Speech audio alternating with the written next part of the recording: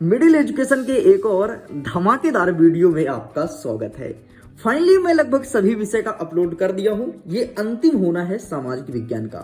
इसके पहले हिंदी का अपलोड है, गणित का अपलोड है, अंग्रेजी का अपलोड है, विज्ञान का अपलोड है और संस्कृत का भी अपलोड कर दिया हूं। ये आपका अंतिम सामाजिक विज्ञान एक ही वीडियो में फुल सोल्यूशन दूंगा, प्रश्न नंबर 1 से लेकर के प्रश्न क्रमांक 23 तक। इसीलिए हमें वीडियो में एंड तक बने रहना है। इतना ही नहीं, मिडिल एजुकेशन का वीडियो आए और तबाही न मचाए, ऐसा हो ही नहीं सकता। That is impossible. And finally video में फायर करने के लिए आप सब हमारे साथ जुड़ जाइए और फटाफट एक एक प्रश्न का 100% एकदम एक्यूरेट और सही आंसर देख लीजिए। मैं मानता हूं YouTube चैनल पर आपको फुल सोल्यूशन का वीडियो शायद ही किसी YouTube चैनल पर मिला हो, लेकिन अगर मिल भी गया है तो क्या ऑथेंटिक और सही आंसर किसी ने दिया है? आपके मन में भी कहीं ना कहीं क्वेश्चन आएगा। No, never. And finally middle education अब आपके सामने प्रेजेंट कर रहा है। देखो यहां पे लिखा है परीक्षा पूर्व अभ्यास प्रश्न पत्र 2023-24 कक्षा 10वीं के सामाजिक विज्ञान विषय का ये पेपर होना है। 75 नंबर का आपका पेपर रहेगा। समय मिलेंगे 3 घंटे, लेकिन इस वीडियो को देखने के बाद 1.5 घंटे में पेपर सॉल्व कर दोगे। एंड आपको पता है जो आपका हिंदी और गणित का पेपर था ना, मेरे प्यारे स्टूडेंट्स बहुत अच्छे तरीके से किए भी हैं। निर्देश में देखो वेरियस प्रकार के इंस्ट्रक्शन मौजूद हैं। एंड मिडिल एजुकेशन हमेशा आपसे बोलता है instruction is must important in your examination. Instruction को ध्यान से पढ़िए, डेफिनेटली आपका एग्जाम बेहतर होगा। लेकिन बहुत सारे स्टूडेंट को पता नहीं होता कि निर्देश लिखा क्यों जाता है। ये इसलिए लिखा जाता है कि अगर आप इस निर्देश का पालन करते हुए कॉपी लिखेंगे तो 75 में से 75 आपको मिलेगा, आपके शिक्षक को देना पड़ेगा, इसलिए इंस्ट्रक्शन दिया रहता है। आगे बढ़ते हैं। यही इंस्ट्रक्शन इंग्लिश में अवेलेबल है। अगर आप इंग्लिश मीडियम के अभ्यर्थी हैं तो यहां से कैच आउट कर सकती हैं। चलिए भाई साहब, यहां से हम फायर करते हैं अपने प्रश्न को। प्रश्न नंबर 1 कह रहा है सही विकल्प चुन करके लिखो। पहला नंबर कहता है निम्नलिखित में से किस फसल को पीला सोना कहा जाता है? देख लो, पीला सोना, तो आप सब सरसों को कहते हैं पीला सोना, क्योंकि सरसों का जो फूल होता है ना वो पीला रंग का होता है। और बढ़िया जब सरसों खेत लगा होता है, यह बात लहलहाती खेत, और जब हल्की हल्की हवा चलती है ना, हाय हाय, दिल का रब्बा चैन ले गया। सच में बहुत ही प्यारा लगता है। अनबिलीवेबल यार। मतलब कभी खेत में तुम खड़े होकर देखना, इवन जो गांव से होगा ना वो खुद देखे होंगे। सच में वहां पर यदि तुम्हारा दिल उड़ा के न ले जाए ना तो बताना। फिर वहां पर ये गाना नहीं बजेगा, उड़ा के दिल मेरा गोरिया चली, फिर वहां पे गाना बिल्कुल नहीं बजेगा, क्योंकि वहां पर नेचर, प्रकृति का खेल है। तो यहाँ पर सरसों आपको सही उत्तर लिखना है। आगे देखते हैं। सेकंड नंबर कहता है पूर्वी तट पर स्थित पतन जो अंतः स्थानीय तथा अधिकतम गहराई का पतन है, तो यह है विशाखापट्टनम का पतन। ठीक है। नेक्स्ट कहते हैं विश्वकोश नामक ग्रंथ की रचना किसने की थी? तो यहां पर इसका सही आंसर लिखना है आपको दीद्रो ने की थी विश्वकोश नामक ग्रंथ की रचना। आगे देखते हैं सेकंड वर्ल्ड वार, मतलब द्वितीय विश्व युद्ध के दौरान देशों में से किसे धुरी राष्ट्र माना गया है? देखो क्या हुआ था, सेकंड वर्ल्ड वार में 2 देश लड़ाई किए थे, मतलब 2 देश का गुट लड़ाई किया था। अरे सपोज करो यार कि तुम्हारे स्कूल में कोई लड़की से लड़ाई हो गई, लड़की की पूरी गुंडी आ गए और तुम्हारे पूरे गुंडे चले गए। ठीक, तुम दोनों का आपस में लड़ाई हो जाए तो एक को बोलेंगे मित्र राष्ट्र, एक को बोलेंगे धुरी राष्ट्र। तो ठीक ऐसे ही सेकंड वर्ल्ड वार हुआ था। ठीक, तो ये पूछा है कि धुरी राष्ट्र किस समूह को जाना जाता था? हमारे ऑप्शंस कई सारे हैं, लेकिन मैं बता देता हूं ऑप्शंस थोड़ी गलत है। कैसे गलत है? क्योंकि धुरी राष्ट्र में थे जर्मनी, इटली और आपका जापान था, लेकिन यहां पर फ्रांस दिया है। बाकी यहां पर जर्मनी और इटली कहीं पर नहीं दिया है, तो हम तो जाएंगे सही आंसर ऑप्शन नंबर 7 की तरफ। लेकिन मैं बता देता हूं जो फ्रांस था ना, वो मित्र राष्ट्र देशों से लड़ाई किया था। और हम सब किस देश की तरफ से लड़े थे आपको पता है क्या? किसी को पता है क्या हम लोग कहां से लड़ाई किए थे? अगर पता है तो कमेंट सेक्शन में लिखना, मैं इंतजार करूंगा। जो सबसे पहले कमेंट्स करेगा और सही उत्तर देगा उसको मैं दूंगा हार्ट, एकदम अपना हृदय निकाल के आपके सामने रख दूंगा, लेकिन उत्तर सही मिलना चाहिए मेरे भाई। आगे देखते हैं। 5वां नंबर कह रहा है शिक्षा किस सूची का विषय है? तो जो शिक्षा है वो आपका है राज्य सूची, संघ सूची, संवर्ती सूची, इनमें से कोई नहीं। तो इसका सही आंसर आपको लिखना है संवर्ती सूची। मतलब शिक्षा में केंद्र सरकार का भी अधिकार है, राज्य सरकार का भी अधिकार है। आगे देखते हैं। नेक्स्ट कहता है 6वां नंबर औसत आय को अन्य किस नाम से जाना जाता है? तो औसत आय को पर कैपिटा इनकम अर्थात प्रति व्यक्ति आय भी कहते हैं। तो इसका सही आंसर ऑप्शन नंबर दा को टिक करना है। ये पूरा कंप्लीट हो गया। इंग्लिश मीडियम के विद्यार्थी हैं तो सेम आंसर है, बस ये क्वेश्चंस इंग्लिश में लिखा है तो आप इंग्लिश से देख सकते हैं। आगे बढ़ते हैं प्रश्न क्रमांक 2, रिक्त स्थान की पूर्ति कीजिए। पहला नंबर कहता है वे संसाधन जो निर्जीव वस्तुओं से बने हैं कौन से संसाधन कहलाते हैं, तो उसे कहते हैं अजैव संसाधन, मतलब जिसमें जीव ही नहीं है, अजैव संसाधन। ठीक, आगे देखते हैं छोटा नागपुर क्षेत्र में मुंडा और संथाल जनजाति के पेड़ डैश डैश की पूजा करते थे, तो महुआ की पूजा करते थे, तो यहाँ पर आपको महुआ लिखना है।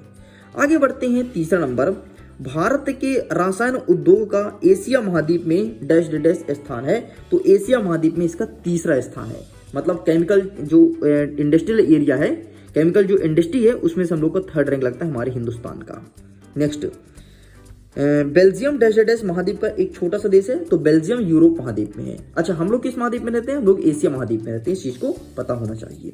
आगे बढ़ते हैं, मानव विकास की रिपोर्ट डैश डैश संस्था जारी करती है, तो संयुक्त राष्ट्र मतलब यूएन जारी करती है।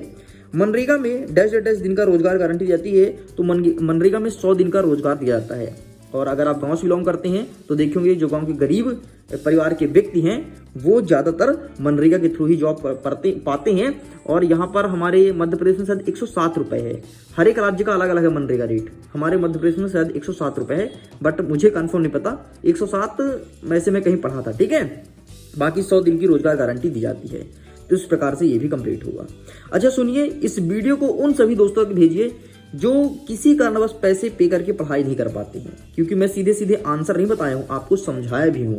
और आप तो मिडिल एजुकेशन के ओल्ड स्टूडेंट हो यार, आपको मैं बोलूं वीडियो शेयर करो, ये पता है मेरे से ज्यादा शर्म की बात आपके लिए भी है ना बेटा, क्योंकि आप तो दिल से जुड़े हुए हो, आप टॉपर सीरीज में जुड़े हो, आप मेरे सारे वीडियो को फॉलो करते हो, आप मेरे वीडियो से त्रैमासिक में अर्धवार्षिक में टॉप किए हो। प्री बोर्ड की बारी है और वार्षिक को थोड़ी ना छोड़ेंगे। अरे भाई, मिडिल एजुकेशन का सिंपल सा फंडा है, जब तक मिडिल एजुकेशन आपको कक्षा 10वीं में मध्य प्रदेश में टॉप कराए नहीं ना, तो मिडिल एजुकेशन इस साल शांत नहीं बैठने पड़ा। चाहे मुझे टॉपर सीरीज में क्वेश्चन देना पड़े रियल वाला, चाहे मुझे मॉडल पेपर बना करके रियल प्रश्न देना पड़े, या फिर मुझे रियल का रियल प्रश्न पत्र ही यूट्यूब चैनल पर अपलोड करना पड़े, मैं करूंगा और टॉप भी कराऊंगा। लेकिन टेंशन मत लो, अगर तुम टॉपर सीरीज के वीडियो को रेगुलर फॉलो करोगे ना, तो इतना मैं बता देता हूं, तुमसे ज्यादा कोई माई के लाल की हिम्मत नहीं कि नंबर ले आए। अरे लिखित देता हूं, लिखित मैं बोलता हूं उसको, तुम पेपर दे दो फिर भी तुम ज्यादा नंबर नहीं लाएगा। क्यों? क्योंकि टॉपर सीरीज में तुम पहले ही पढ़ चुके होगे, जो बाद में पढ़ेगा वो। नेक्स्ट देखते हैं सत्य और असत्य। पहला नंबर कहता है निष्क्षालन से बनी मृदा लैटेराइट मृदा कहलाती है, बिल्कुल सत्य है। भारत चीन के बाद चावल का सबसे बड़ा उत्पादक देश है, बिल्कुल सत्य है।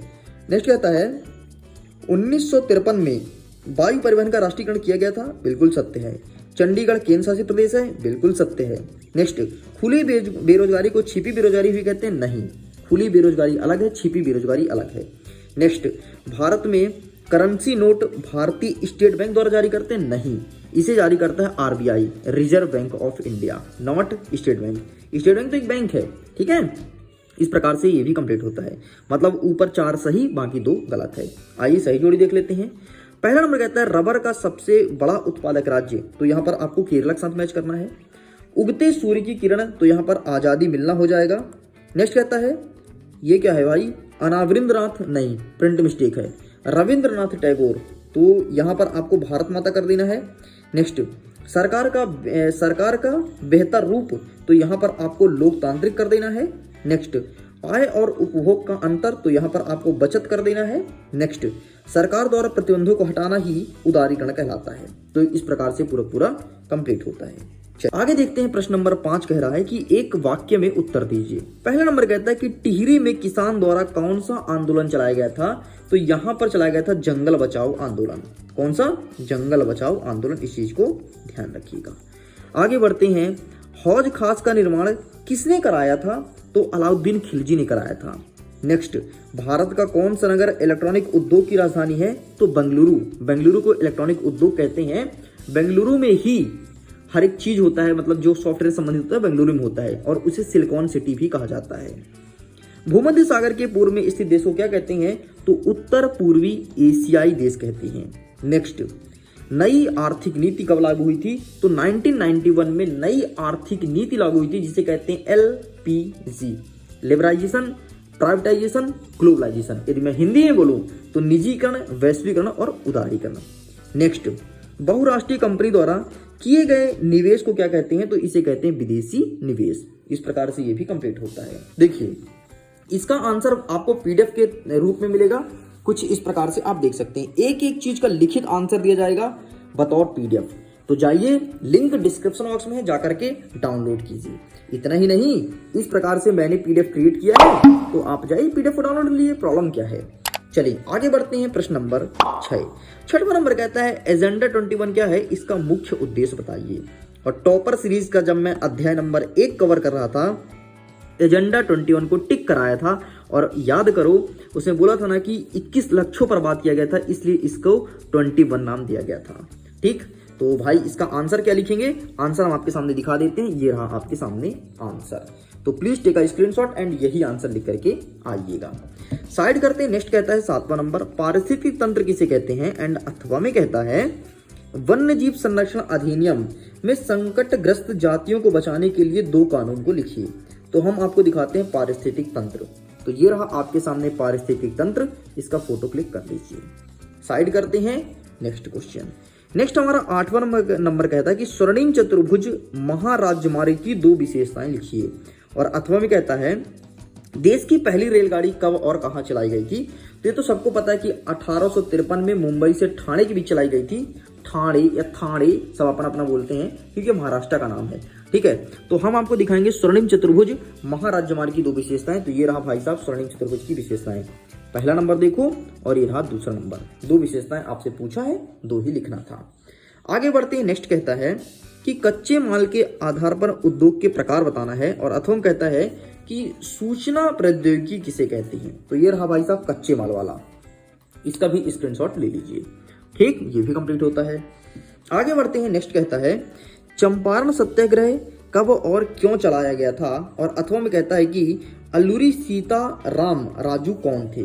तो ये रहा आपके सामने चंपारण सत्याग्रह। तो आप इसका भी फोटो खींच लीजिए इस सत्याग्रह का।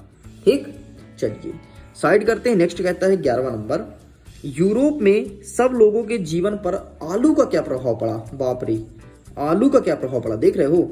और अथवा पूछा है कि कौन सी फसल भारत में उगाई जाती है और अंग्रेजों द्वारा चीन को क्यों निर्यात की जाती है? तो ये रहा भाई साहब इसका आंसर, इसका आप फोटो क्लिक कर लीजिए। ठीक, चलिए आगे बढ़ते हैं। नेक्स्ट कहता है 12वां नंबर, बेलम क्या है? और अथवा में कहता है कि खगोल शास्त्र किसे कहते हैं? तो खगोल शास्त्र किसे कहते हैं? ये रहा आपके सामने आंसर। तो प्लीज आप इसका भी स्क्रीनशॉट ले लीजिए। ठीक, नेक्स्ट कहता है हमारा 13वां नंबर, गुटेनबर्ग की छपी पुस्तक बाइबल की 2 विशेषताएं बतानी है। और अथवा में कहता है कि पांडुलिपि क्या है? तो हम अथवा का आंसर दिखाएंगे। ये रहा आपका आंसर कि भारत में छापा खाना के विकास के पहले हाथ से लिख करके पांडुलिपि की तैयार किया जाता था। इस प्रकार से आपको लिखना था। आगे बढ़ते हैं। नेक्स्ट कहता है 14 नंबर, नारीवादी आंदोलन क्या है?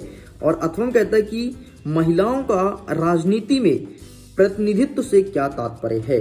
तो ये रहा जी आपके सामने आंसर, इसका भी फोटो क्लिक कर लीजिए। ठीक, ये आपको लिखना है। तो प्लीज टेक अ स्क्रीनशॉट। चलिए आगे बढ़ते हैं। नेक्स्ट कहता है, नेक्स्ट हमारा 15 नंबर कहता है कि जवाबदेही सरकार क्या है? और इसी के अथवा पूछा गया है कि वैध सरकार किसे कहते हैं? तो ये रहा आपके सामने जवाबदेही सरकार का उत्तर, इसका भी फोटो क्लिक कर लीजिए। चलिए साइड करते हैं। नेक्स्ट कहता है 16 नंबर, संगठित क्षेत्र के कोई 2 लाभ को लिखिए। तो ये रहा आपके सामने संगठित क्षेत्र का लाभ, इसका भी आप फोटो क्लिक कर लीजिए। साइड करते हैं। Next question. नेक्स्ट हमारा कह रहा है 17 नंबर, मुद्रा का अर्थ समझाइए। और अथवा में कहता है वस्तु विनिमय से क्या आशय है? ये चीज पूछा गया है। तो आइए हम मुद्रा का अर्थ आपको बताते हैं। ये रहा आपके सामने मुद्रा का अर्थ, इसका भी फोटो क्लिक कर लीजिए। चलिए साइड करते हैं। Next question. नेक्स्ट कह रहा है हमारा 18 नंबर, कांडला जो बंदरगाह है, कांडला एक समुद्री बंदरगाह की 3 विशेषताएं हमें बतानी है। तो ये रहा आपके सामने 3 विशेषताएं।